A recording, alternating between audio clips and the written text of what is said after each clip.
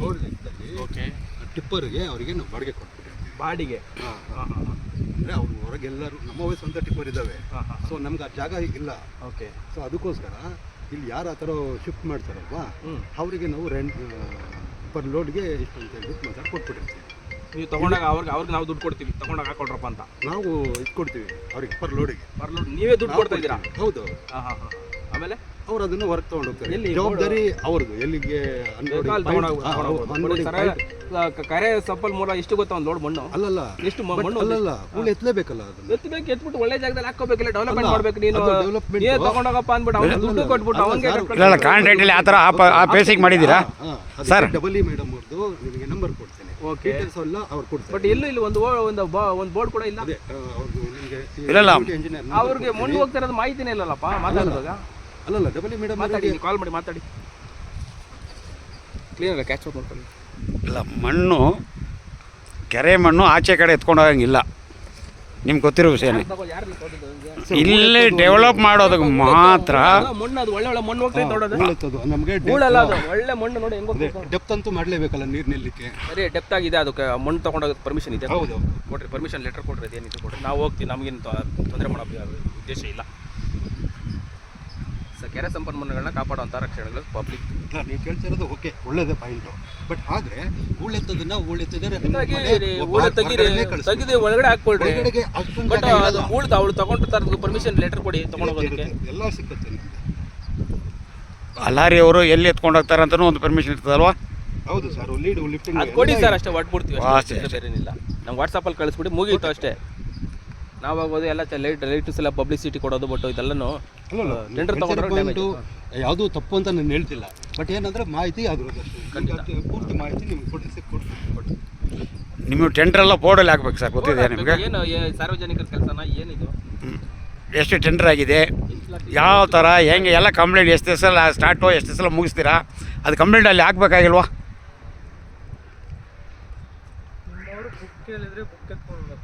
Book ಎತ್ಕೊಂಡು ಕಳ್ತನ ಮಾಡಿದಾರಾ? ಓಡ್ಬಿಟ್ಟ ಓಡ್ದಾನೆ, ಎಷ್ಟು ಓಡಾಗಿದೆ ಸರ್?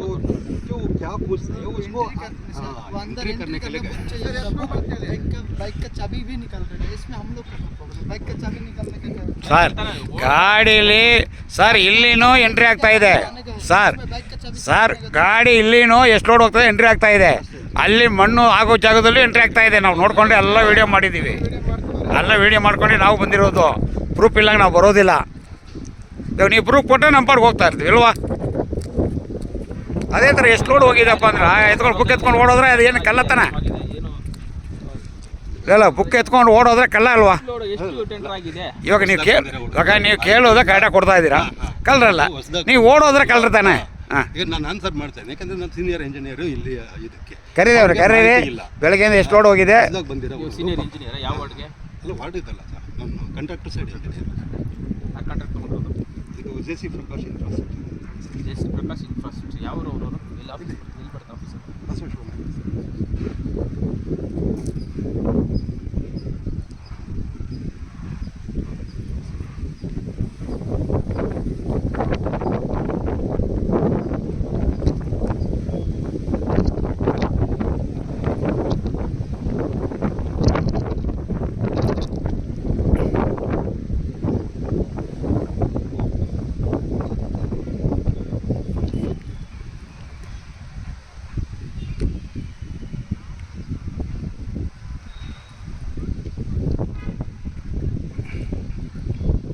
ಈ ಮಣ್ಣು ತೊಗೊಂಡ್ರಾ ಸೆಂಟ್ರಲ್ಲಿ?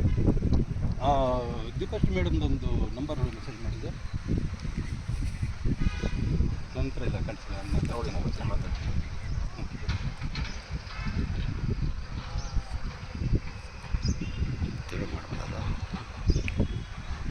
ನಂಬರ್ ತೊಗೊಳ್ಳಿ.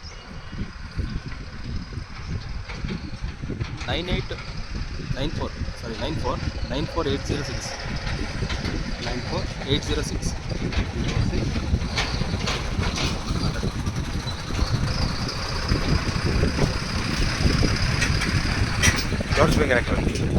ತೋರಿಸ್ಬೇಕಾಗ್ತದೆ ಸರ್, ಕಾಣಾಗ್ತದೆ ಲೈವಲ್ಲಿ ಅಂತೇಳಿ.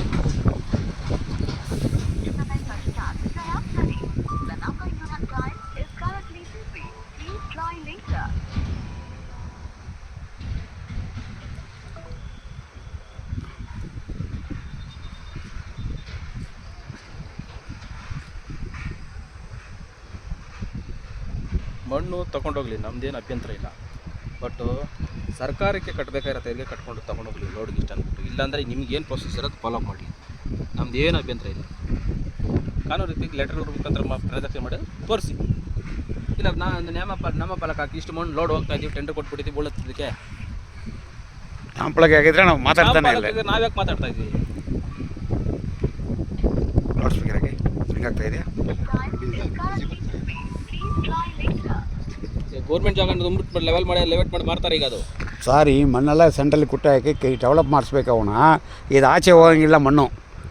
ಒಂದು ಟ್ರ್ಯಾಕ್ಟ್ರ್ ಆಚೆ ಹೋಗ್ಬೇಕಾದ್ರೆ ಪರ್ಮಿಷನ್ ಬೇಕು. ಹೌದು ಸರ್, ಆ ಪರ್ಮಿಷನ್ ಲೆಟರೇ ನಿಮಗೆ ಕೊಡಿ ಕೊಡಿ. ಅದು ಏನು ಒಂದು ಲೋಡಿಗೆ ಎಷ್ಟು ಅಂತ ಕಟ್ಟಿದ್ದೀರ ನೋಡೋಣ. ಹೋಗೋದ್ರ ಬಿಡ, ಎಲ್ಲ ಮೀಡಿಯಾದ ಕರ್ಸಿ ಸರ್, ಎಲ್ಲ ಗೋಲ್ಡ್ ಆಗ್ತಾರೆ.